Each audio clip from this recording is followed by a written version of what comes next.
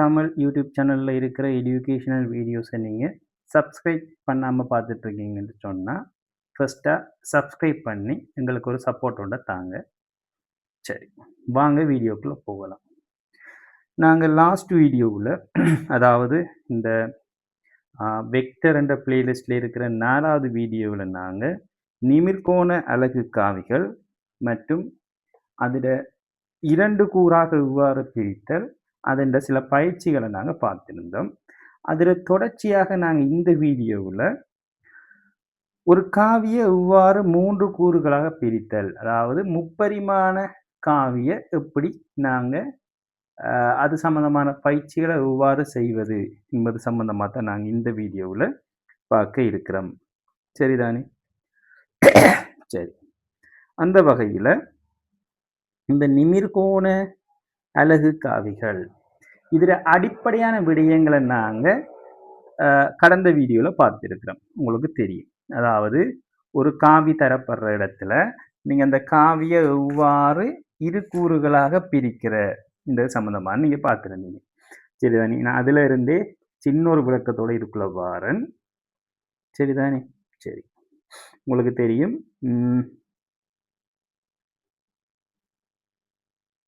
நாங்க இங்க அலகு காவிகள் என்ற கன்செப்ட்ல 3 அதாவது ஒன்றுக்கொன்று செங்குத்தான 3 அச்சுக்களை நாங்க கருதுவோம். சரிதானே? அந்த வகையில இது எங்கட எக்ஸ் அச்சு, இவர் எங்கட y அச்சு, இவர் எங்கட z அச்சு. இந்த எக்ஸ்ல திசையில உள்ள அலகு காவி I காவி என்றும், y திசையில் உள்ள அலகு காவியை நாங்க j காவி என்றும், z திசையில் உள்ள அலகு காவியை நாங்க k காவி என்றும் குறிச்சிருப்போம். குறிச்சிட்டு நாங்க இரு பரிமாணத்துல கடந்த வீடியோவில் இந்த காவியை எவ்வாறு வகை குறிக்கிற என்ற சம்பந்தமா நாங்கள் பார்த்திருப்போம். அந்த வகையில் நான் இதுல ஒரு புள்ளி ஒன்று நான் கருதி இருப்பேன். சரிதானே? சரி. நான் புள்ளி ஒன்றை கருதினாக இருந்தால் இந்த புள்ளியை நாங்கள் எடுக்கிறோம். இந்த புள்ளியை நான் ஒரு P என்ற புள்ளியால குறிச்சிருப்பேன். இவர் எக்ஸ் கமா y என்ற ஆள்குறையுடைய ஒரு புள்ளி.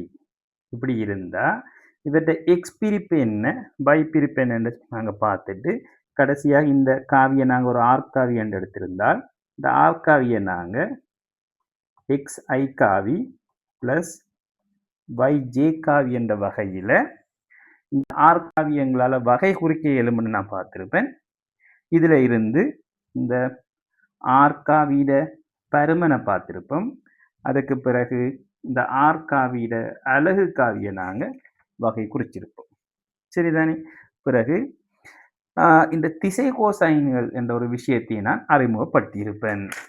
சரிதானே? இதுல இந்த ஆர்காவி எக்ஸ் திசையோடு அமைக்கிற கோணம் ஆல்பா எனவும், இவரை நான் இந்த ஆர்காவி y திசையோடு அமைக்கிற கோணத்தை நான் பீட்டா என்றும் கொண்டுட்டு இந்த அல்பா பீட்டாவுக்கான கொசைன் பரிமாணங்களை நான் துணிஞ்சிருப்பேன். இப்ப இவருடைய தொடர்ச்சியா நான் இப்ப எங்க வாரேன்டா முப்பரிமாண காவிக்குள்ள நான் வாரேன். இப்ப நாங்க கடந்த வீடியோவில் நாங்க குறிச்சது உங்களுக்கு தெரியும். இரு பரிமாணத்தில், அதாவது எக்ஸ் y என்ற அச்சுக்களை கொண்டு அதே தளத்துல, அதாவது நாங்க இந்த செட் அச்சை பத்தியோ அல்லது செட் பெருமானங்களை பத்தியோ நாங்க அங்க கவனத்துல கொள்ளல.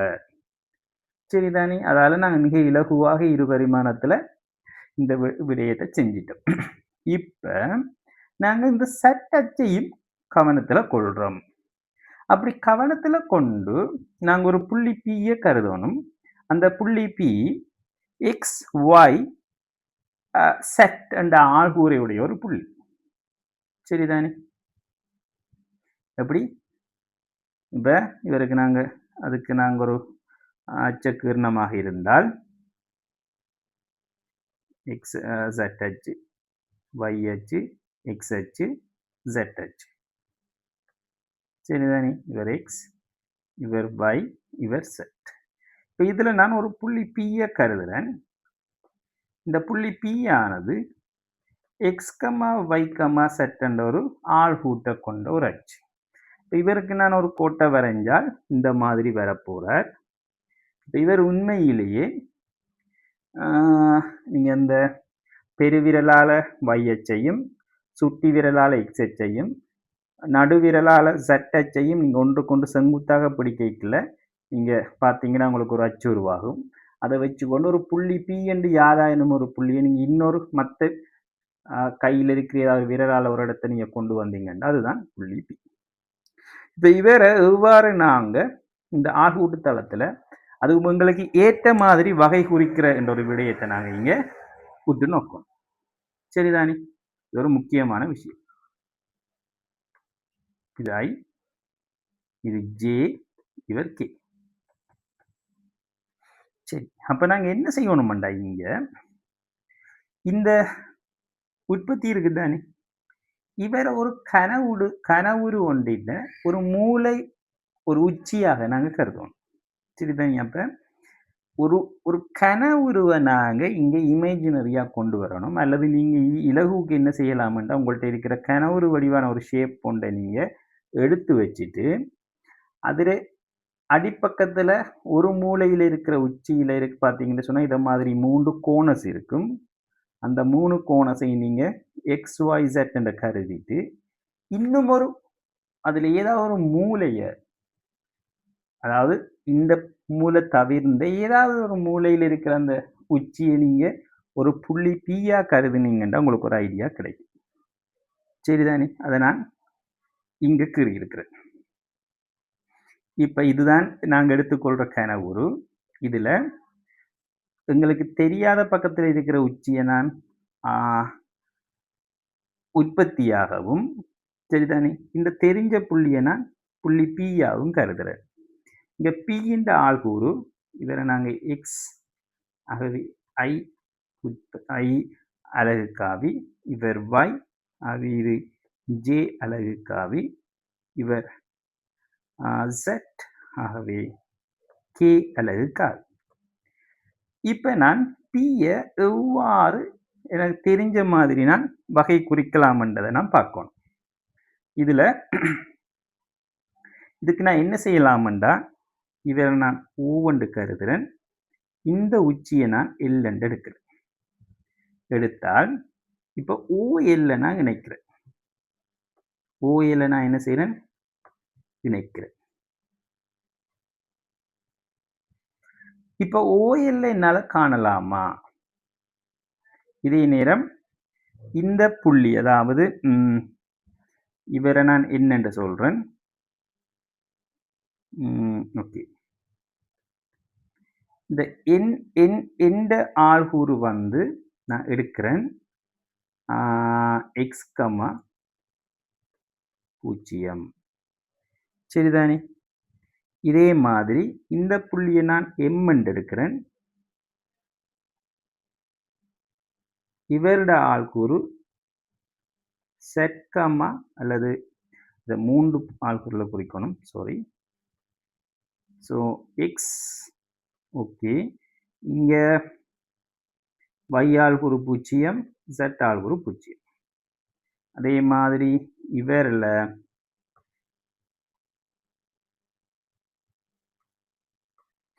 X ஆள்கூறு 0, Y ஆள்கூறு 0, Z ஆள்கூறு Z. சரிதானே? இப்ப என்னால OL நீளத்தை துணியலாமா? அதே மாதிரி நான் MNO இதை நான் ஒரு Q ஒன்று எடுக்கிறேன். Q ஆள்கூறை நான் சொல்லலாம்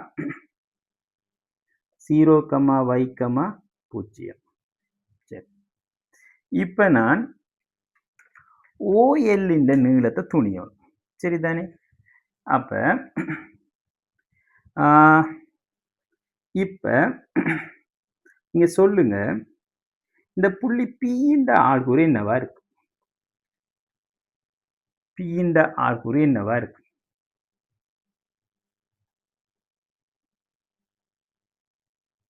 P என்றால் இப்ப உற்பத்தியிலிருந்து பார்த்தமாக இருந்தால் சரியா X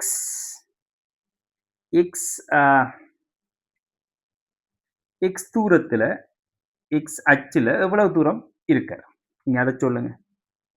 பார்த்தீங்களா உங்களுக்கு விளங்கும்.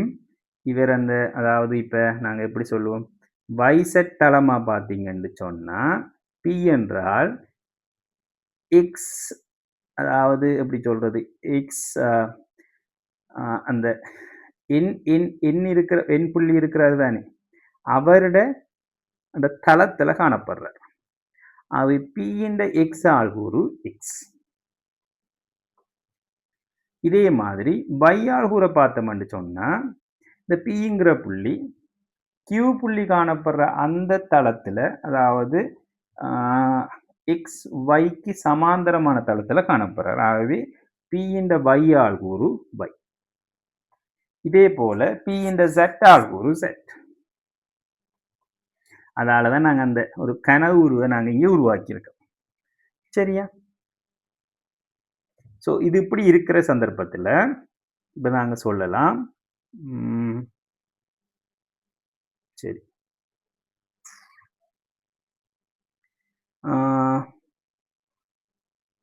இப்ப நாங்க எப்படி சொல்லணும்னு சொன்னா, இப்ப இந்த புள்ளி ஓபியை நான் காணணும் ஆக்சுவலா. சரியா? இதை நான் ஒரு கருப்பாலே கீறுறேன். ஓகே, உண்மையில் நான் செய்ய வேண்டிய வேலை இந்த ஓபி, அதாவது நேர்கோட கீற வேண்டியது மாறி கழித்து வைத்து வர.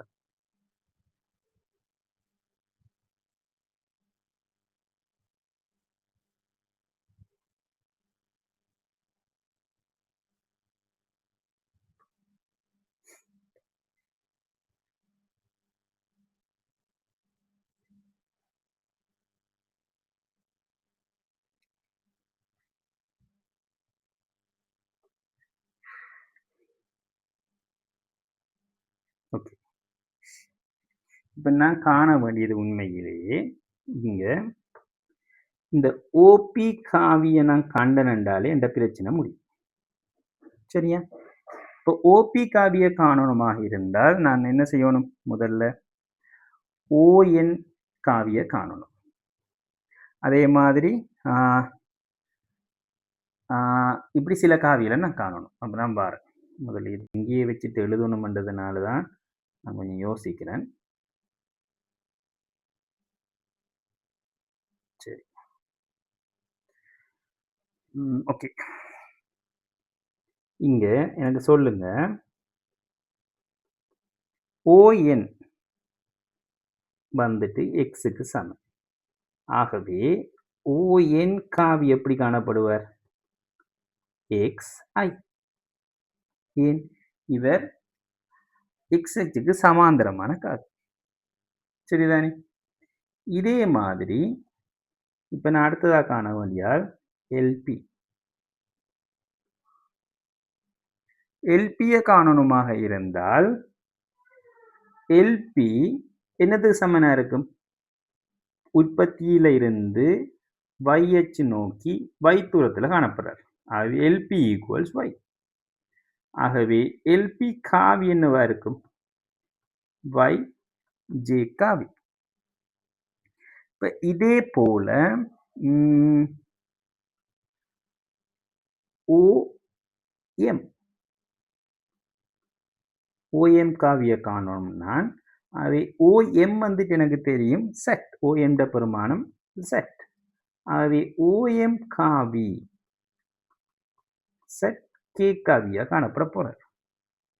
ஆகவே முக்கோணி இப்ப நான் ON எல்ல கருதினமாக இருந்தால் ON எல்ல கருதினமாக இருந்தால் OL காணலாம்.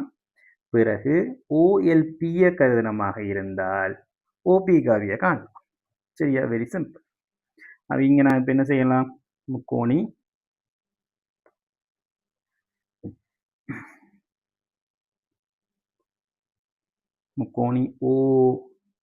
ONL காவி கூட்டல் விதி போட்டமாக இருந்தால் ONL OL தான் எங்களுக்கு தேவையான ஆள். ஸோ OL காவியானது ON காவி பிளஸ் NL காவி. சரிதானே? ஓகே, ON காவி வந்துட்டு xi காவி ப்ளஸ் nl காவி வந்துட்டு om காவிக்கு ஈக்குவல். ஸோ இவருக்கு nl காவி சமம். ஆகவே இங்கே நாங்கள் எழுதலாம் Zk. ஸோ இதில் இருந்து முக்கோணி OPL இல்லை காவி கூட்டல் விதியை நாங்கள் போட்டமாக இருந்தால் OP காவிக்கு நாங்கள் எழுதலாம். OP காவி எதுக்கு ஈக்குவல்? OL காவி பிளஸ் LP காவி. OL காவி தான் எங்களுக்கு தெரியும் XI காவி பிளஸ் ZK காவி.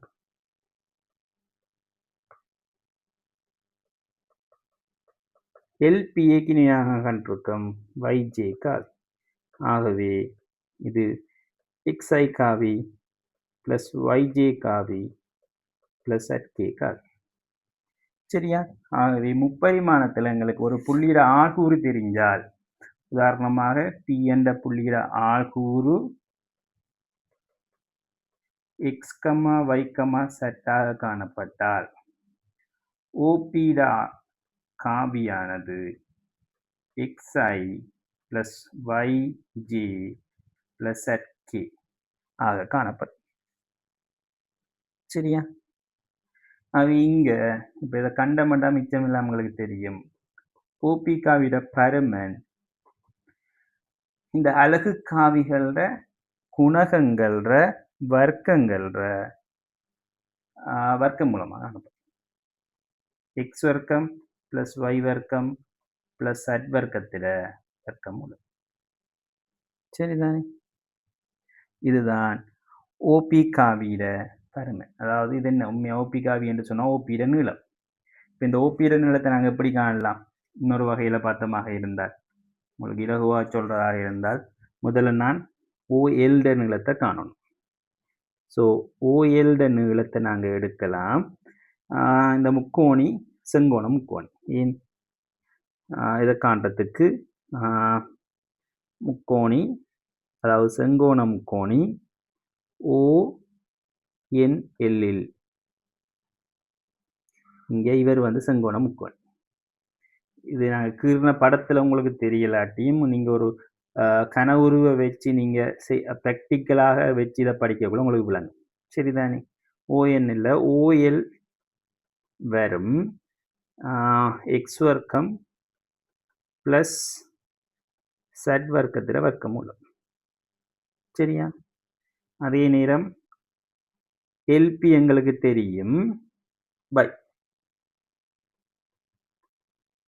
ஸோ இப்போ அடுத்த செங்கோண முக்கோணி OPL OPட வர்க்கம் OLட வர்க்கம் பிளஸ் LPட வர்க்கம். ஸோ x வர்க்கம் பிளஸ் z வர்க்கம் பிளஸ் y வர்க்கம். ஸோ இதுலேருந்து OP என்ன வரும்? இங்கே நாங்கள் இதனை இதே ஆள் வர போகிறார். சரிதானே? Very simple. ஸோ உங்களுக்கு OPயிட பருமன் தெரிஞ்சால் OPயிட திசையில் உள்ள அலகு காவியங்களால் கணிக்கலாம். சரிதானே? ஆகவே OP காவியின் திசையில் உள்ள அலகு காவி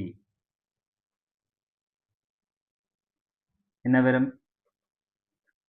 OP காவியோவ OP காவியிட பருமன்.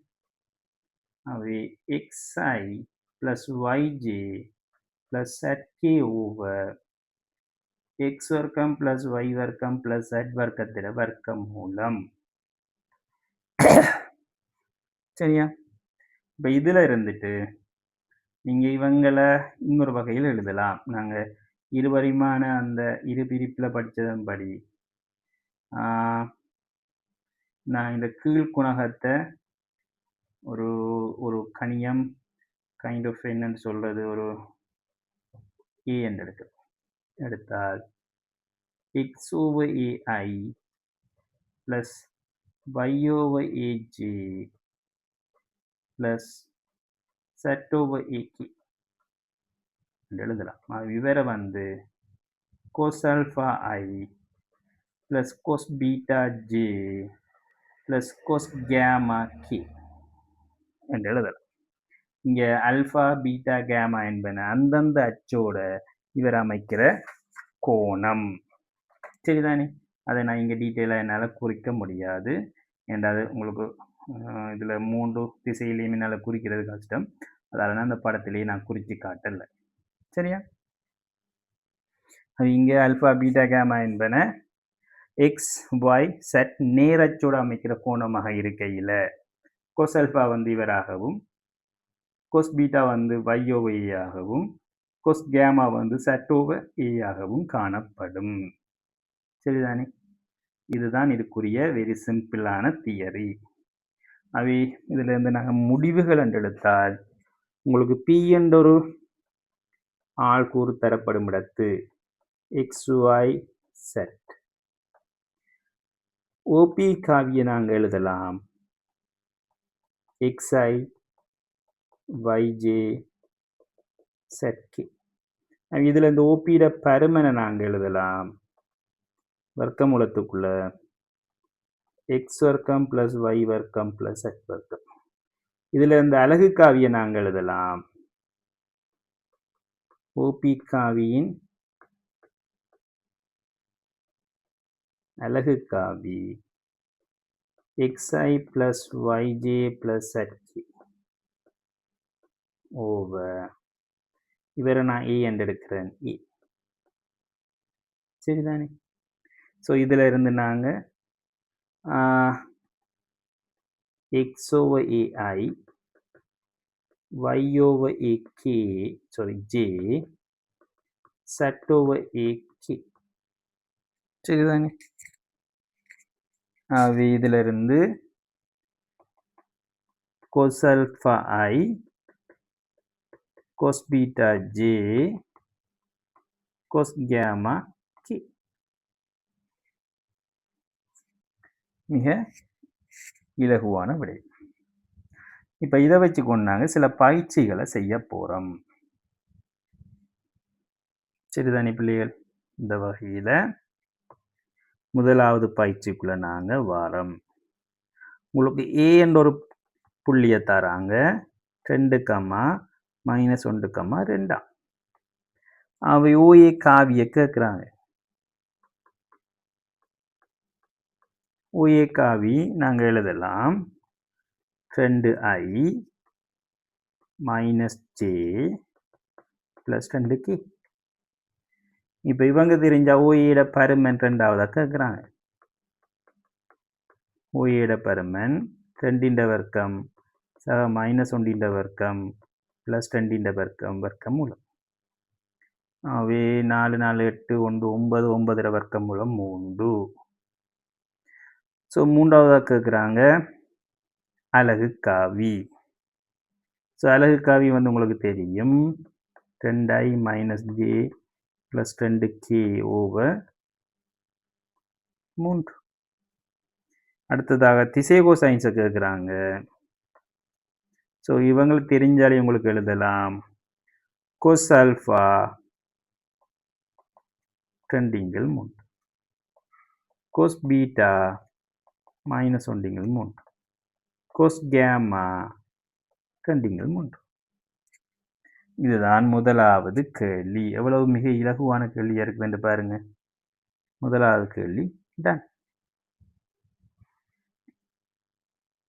சரிதானே? இப்ப 2வது கேள்வியை பார்ப்போம். உங்களுக்கு இந்த தியரி விளங்கினால் கேள்வி செய்வது மிக இலகு.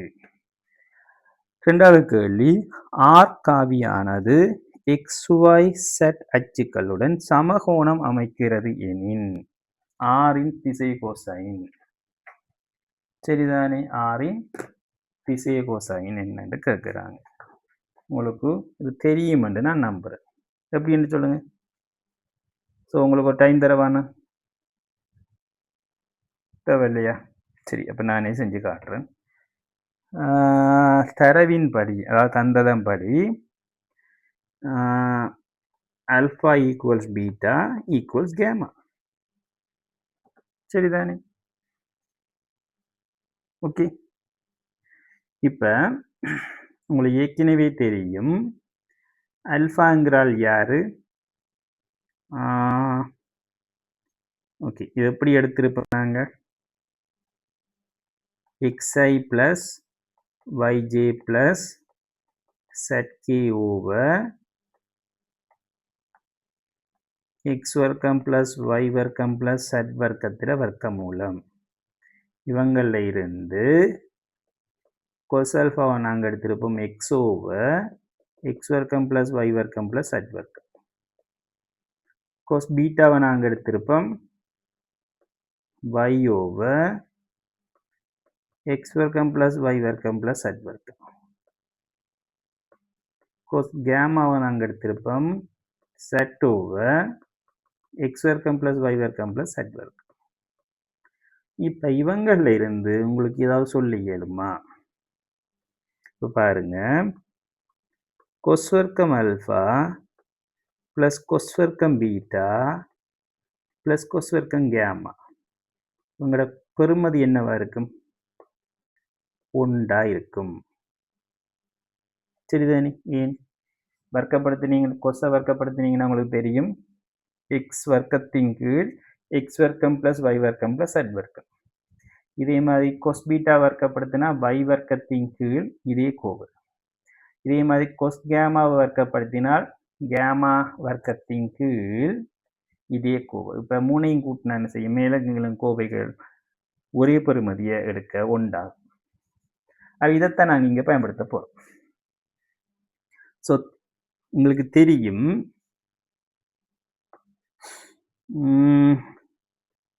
cos வர்க்கம் ஆல்ஃபா பிளஸ் cos வர்க்கம் பீட்டா பிளஸ் cos வர்க்கம் கேமா ஈக்குவல்ஸ் 1.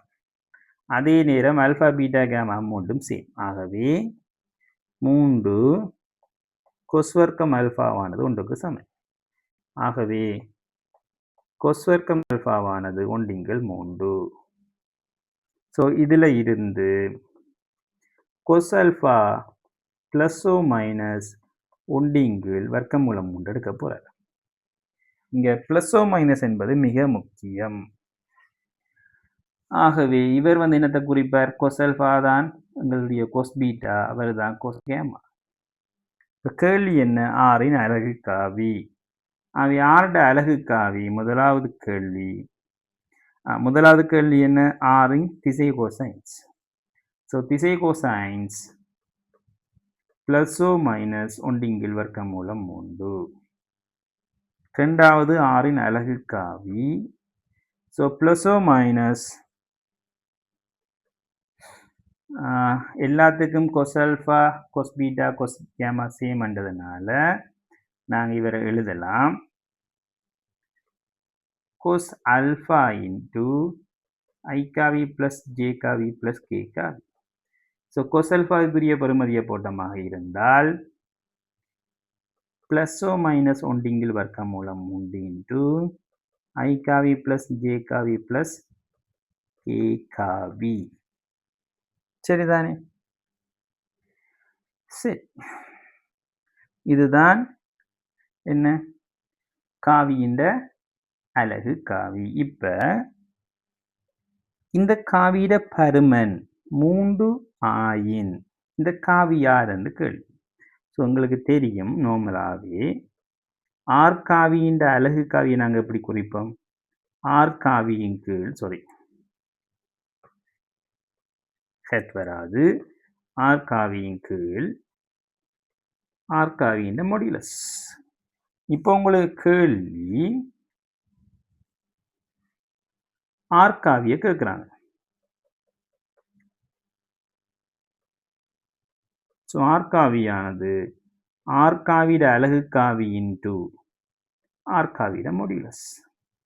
ஸோ உங்களுக்கு அலகு காவி தெரியும். ஆர் காவிட பருமன் 3 தந்திருக்காங்க. ஸோ 3 ஆர் காவிட அலகு காவி. இதை நாங்கள் எழுதலாம் 3 தர பிளஸ் ஓ மைனஸ் 1 வர்க்கமூலம் 3 ஐ பிளஸ் ஜே பிளஸ் கே காவி. ஸோ சிம்பிளாக நாங்கள் சொல்லலாம் ப்ளஸ்ஸோ மைனஸ் வர்க்கமூலம் 3 I ப்ளஸ் ஜே ப்ளஸ் கேக்கா சரிதானே? ஸோ இதுதான் 2வது கேள்விக்கான விடை. இப்போ 3வது கேள்வியை நாங்கள் பார்ப்போமாக இருந்தால், ஒரு நேர்கோட்டு துண்டு OA ஆனது நேர் XY அச்சுக்களுடன் 60 பாகை மற்றும் 45 பாகை கோணம் அமைக்கிறது எனின் OA இன் திசையில் உள்ள அலகுக்காவி யாது? ஸோ இங்கே கேள்வி இது 3வது கேள்வி. 3வது கேள்வியில் உங்களுக்கு தாராங்க அல்ஃபா 60 பாகையாம், பீட்டா 45 பாகையாம். ஆகவே கேமா என்னன்றதை நாங்கள் ஃபஸ்ட்டாக காணணும். இதை கண்டமண்டால் மிச்ச கேள்விக்கான விடைகள் சிம்பிள் ஆகிரும். ஆகவே எங்களுக்கு தெரிஞ்ச கோட்பாடின்படி கொஸ் வர்க்கம் அல்ஃபா, கொஸ் வர்க்கம் பீட்டா, கொஸ் வர்க்கம் கேமா ஈக்குவல்ஸ் 1. ஸோ கொஸ் 60 பாகையில வர்க்கம் அல்லது கொஸ் வர்க்கம் 60 என்று எழுதுவோம். பிளஸ் கொஸ் வர்க்கம் 45 பாகை பிளஸ் கொஸ் வர்க்கம் கேமா ஈக்குவல்ஸ் 1. ஸோ கொஸ் 60 உங்களுக்கு தெரியும் அரை இந்த வர்க்கம் பிளஸ் கொஸ் 45 பாகை உங்களுக்கு தெரியும் ஒன்றிங்கில் வர்க்கம் மூலம் 2 இந்த வர்க்கம் பிளஸ் கொஸ் வர்க்கம் கேமா ஈக்குவல்ஸ் 1. ஸோ ஒன்றிங்கில் 4 ப்ளஸ் அரை ஆகவே முக்கால், ஒன்றிலிருந்து முக்கால் போனால் கால். ஆகவே கொஸ் வர்க்கம் கேமாவானது again 1/4. இதிலிருந்து கொஸ் கேமாவை நாங்கள் சொல்லலாம் again ப்ளஸோ மைனஸ் அரை. சரிதானே? இப்போ கேள்வி ஓஏயின் திசையில் உள்ள அலகுக்காவி.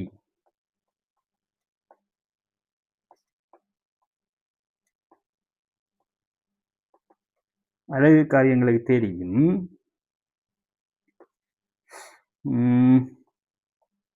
கொஸ் ஆல்ஃபா ஐ காவி பிளஸ் கொஸ் பீட்டா ஜே காவி பிளஸ் கொஸ் கேமா கே காவி.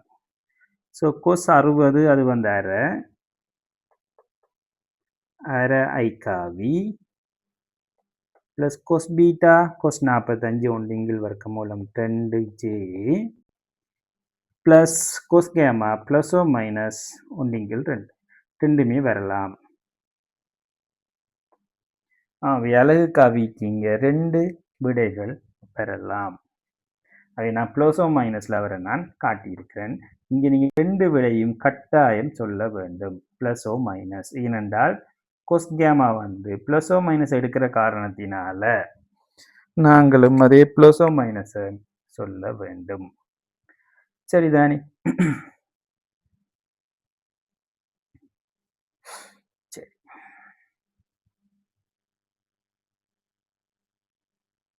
4வது பயிற்சிக்கு செல்லுவோம்.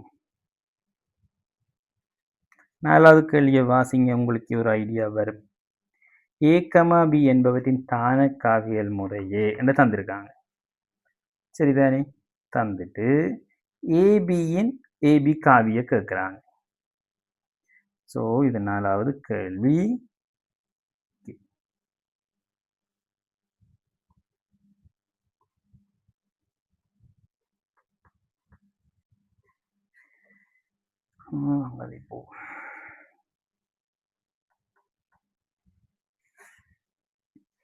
இப்ப ஏபி என்ற புள்ளி இருக்குது.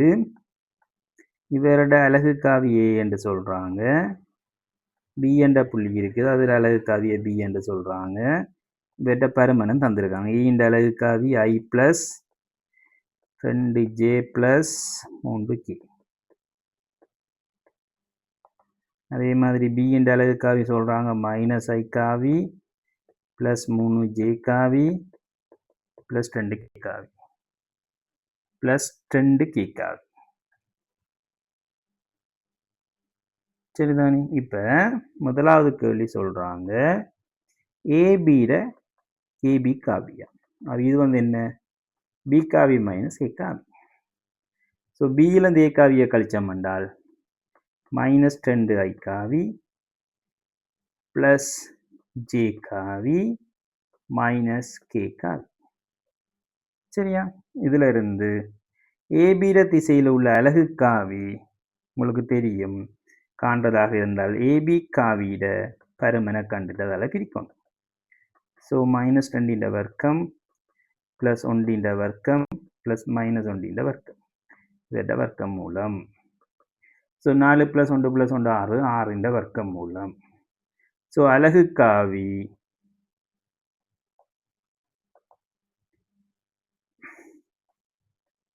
Minus 2i plus J minus K over வர்க்கம் மூலம் 6.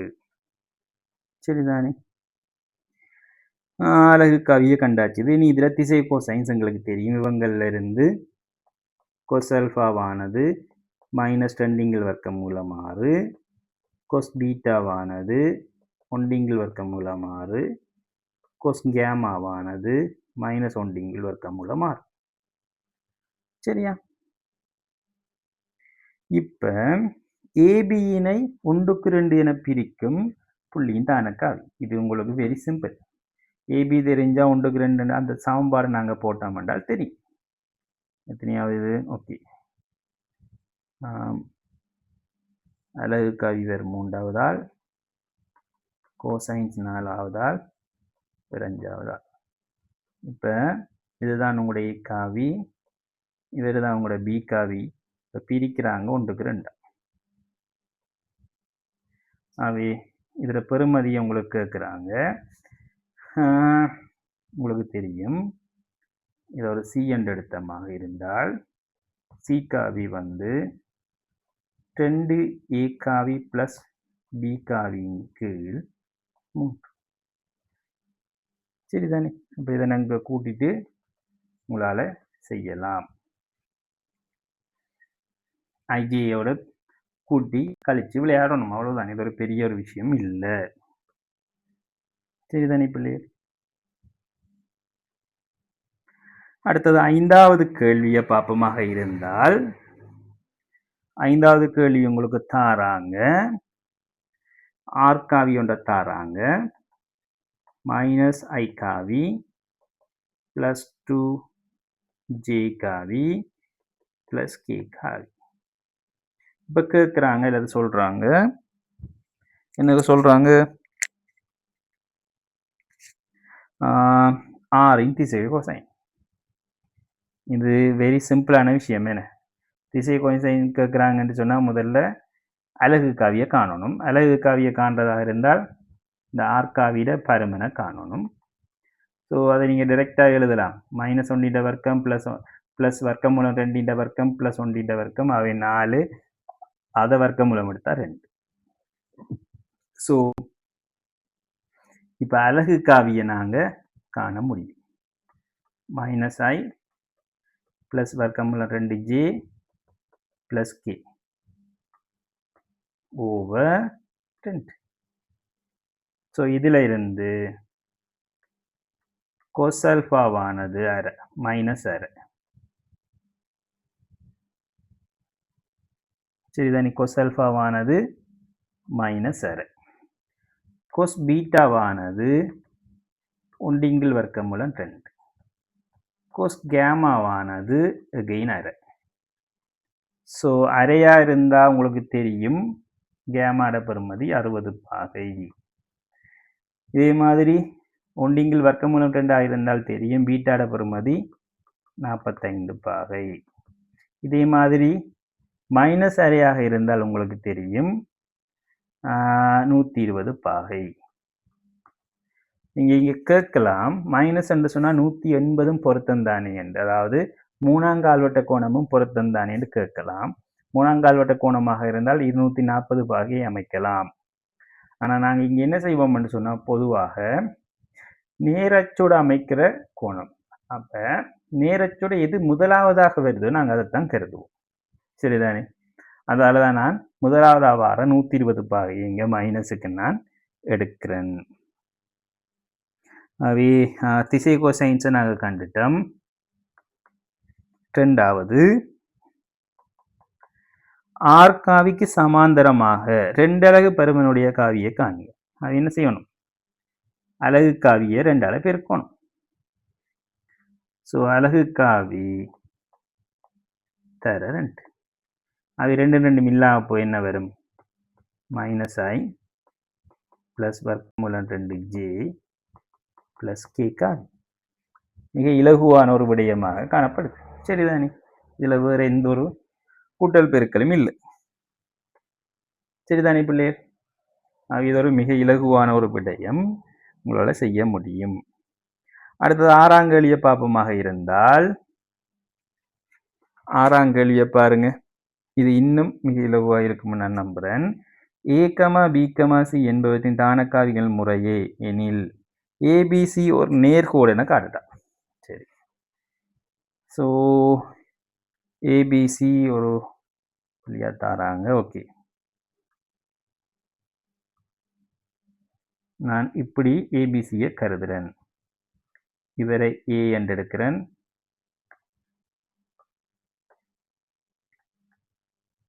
இவரை B என்று எடுக்கிறேன், இவரை C என்று எடுக்கிறேன். ஸோ A இந்த அலகு காவியை நான் A என்று எடுக்கிறேன், இவரை B என்று எடுக்கிறேன், இவரது அலகு காவியை C என்று எடுக்கிறேன். சரியா? இப்ப உங்களுக்கு அலகு காவிகள் தந்திருக்காங்க. இந்த அலகு காவி என்னவாம்? 2i - j + 3k. இதே மாதிரி B காவி தந்திருக்காங்க. என்னவாம்? 3i - 5j + k. இதே மாதிரி C காவி -i காவி + 11j காவி + 9k காவி. இப்ப ABC ஒரு நேர்கோடுன்னு சொன்னா AB சமாந்தரம் BC என்று காட்டணும். சரிதானே? இப்ப இந்த மூன்றுமே ஒரே புள்ளியில் இருக்கணும்னா அதுக்கு நாங்கள் ஒரு ஏற்கனவே ஒரு சமன்பாடு ஒன்று படிச்சிருக்கோம்னு நினைக்கிறேன். நாங்கள் அது இல்லாமலுக்கு மிக இலகுவாக செய்கிறதாக இருந்தால் எங்களுக்கு 3 புள்ளி தரப்படம் எடுத்து AB இந்த காவியை காண்றது, அதே மாதிரி BC என்ற காவியை காண்றது. இதை கண்டமெண்டாலே எங்களுக்கு ஒரு கிளியர் ஐடியா ஒன்று கிடைக்கும். சரியா? இப்போ AB என்றா B காவி - A காவி. இப்போ B காவிலேருந்து A காவியை கழிச்சோம்னா 3iல 2i போனா i, -5iல -j போனா -4k, sorry 4j + k -3k -2k. சரிதானே? இதே மாதிரி BC காவியை பார்த்தோம்னு சொன்னால் C - B காவி -i -3i, so -4i, 11j -5j, so 16j, 9k - k 8k. இப்போ இவரை நாங்கள் எழுதலாம் -4 × i - 4j - 2k. ஸோ இவர் தான் இவர். BC காவியை நாங்கள் என்னென்று எழுதலாம்? -4 AB காவி.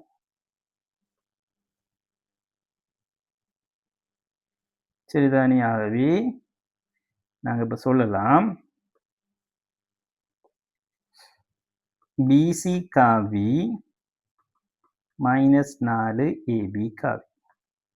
அவை மைனஸ் இங்கால கொண்டு வந்தோம் என்றால் CB காவி. ஸோ CB காவியானது 4 AB காவி. ஆகவே CB சமாந்தரம் AB and B common. சரிதானே? எப்படி? இப்போ ABக்கு BC சமாந்தரம், அதே நேரம் B ரெண்டுக்கும் பொது. அப்ப AB இப்படி இருக்கிறார், BC இப்படி இருக்கிறார். இது A, இது B, இது பி, இது சி. இப்போ இந்த ரெண்டு புள்ளியும் காமன். அது என்ன பாசிபிள்? ரெண்டும் ஒரே நேர்கோட்டில் இருக்கிறது தான் பாசிபிள். இருந்தால் மட்டும்தான் இது ஏ, இது பி, இது சியா காணப்படும். ஸோ ஏபிசி ஒரு நேர்கோடு. சரிதானே? Very simple.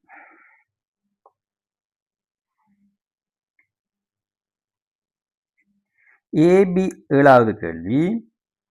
ஏபிசி என்பவற்றின் தானக்காகிகள் முறையே எனில் ஏபிசி ஒரு செங்கோண முக்கோணி என நிறுவுக. சரி, இதுவும் அதே விஷயம்தான். 3 புள்ளி தந்திருக்காங்க. அதை நாங்கள்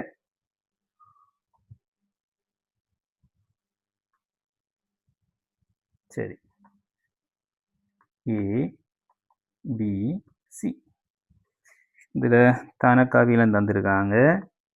ஏ காவியானது 2i + 4j - k.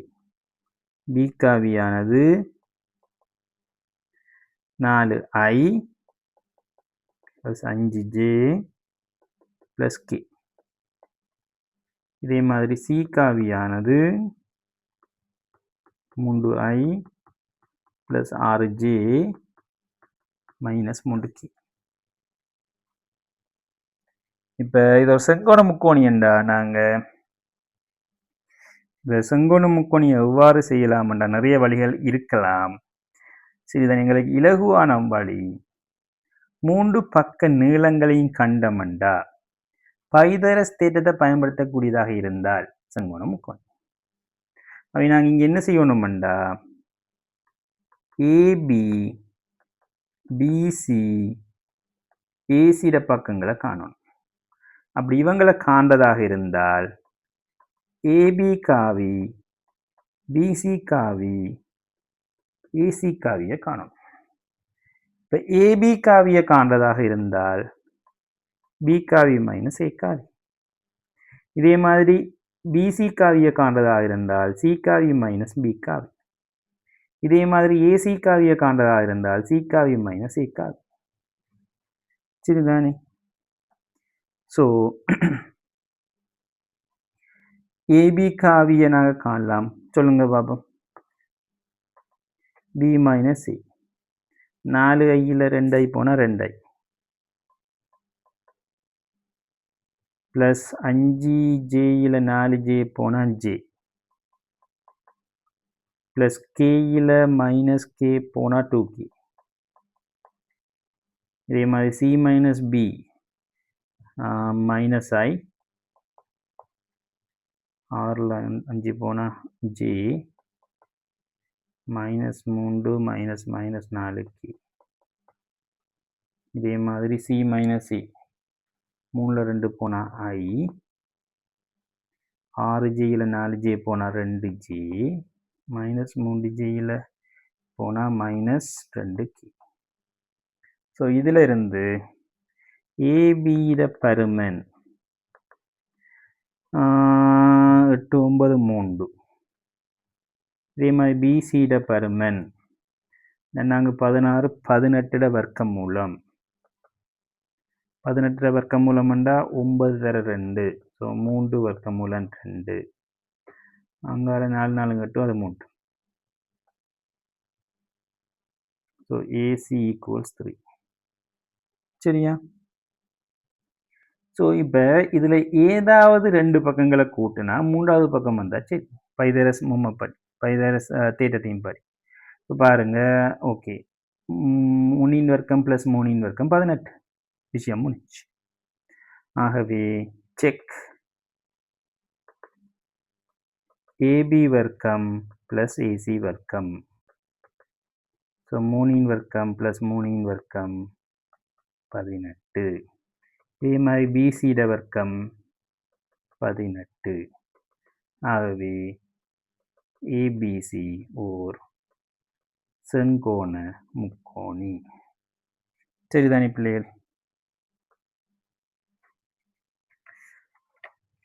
ஆகவே இந்த வீடியோவில் நாங்கள் முப்பரிமாணத்தில் ஒரு காவியை எவ்வாறு வகை குறிக்கிறது என்பதற்கான அடிப்படையான விளக்கங்களை மிகவும் தெளிவாகவும் விரிவாகவும் விளங்கப்படுத்திட்டு இவ்வாறு தரப்படுற ஒரு காவியில் எவ்வாறு அந்த காவியில பருமனை காண்றது, காவியில அழகு காவியை காண்றது, இவங்களை வச்சு கொண்டு எவ்வாறு மிக அடிப்படையான சில பயிற்சிகளை பார்க்கலாம்ன்றதை நாங்கள் பார்த்திருந்தோம். உங்களுக்கு விளங்கியிருக்கும் நம்புகிறேன். இதில் தொடர்ச்சியாக அடுத்த வீடியோவில் நான் இதில் மேலதிகமான சில பயிற்சிகள், அதாவது உங்களோட எக்ஸாமுக்கு ஃபைனல் எக்ஸாமுக்கு வரக்கூடிய சில கேள்விகளை நான் அடுத்த வீடியோவில் இப்போ வரைக்கும் நாங்கள் பார்த்த இந்த 5வது வீடியோ வரைக்கும் பார்த்த அடிப்படையான கன்செப்ட்ஸை வச்சுக்கொண்டு நான் அடுத்த வீடியோவில் உங்களுக்கு சில பயிற்சிகளை செஞ்சு காட்ட போகிறேன். சரிதானே பிள்ளைகள்? ஆகவே அடுத்த வீடியோவில் நீங்கள் இன்னும் இதை விட கம்ப்ளெக்ஸான பிரச்சனைகளை எவ்வாறு தீர்க்கிறன்றதுனால பார்க்கலாம். ஸோ இந்த வீடியோவில் நீங்கள் இந்த அடிப்படையான விடயங்கள் உங்களுக்கு விளங்கியிருக்கும்னு நம்புகிறேன். இதை நீங்கள் உங்களோட ஃப்ரெண்ட்ஸுக்கும் ஷேர் பண்ணுங்கள். அவங்களையும் எங்களோட சேனலை சப்ஸ்கிரைப் பண்ண சொல்லுங்கள்.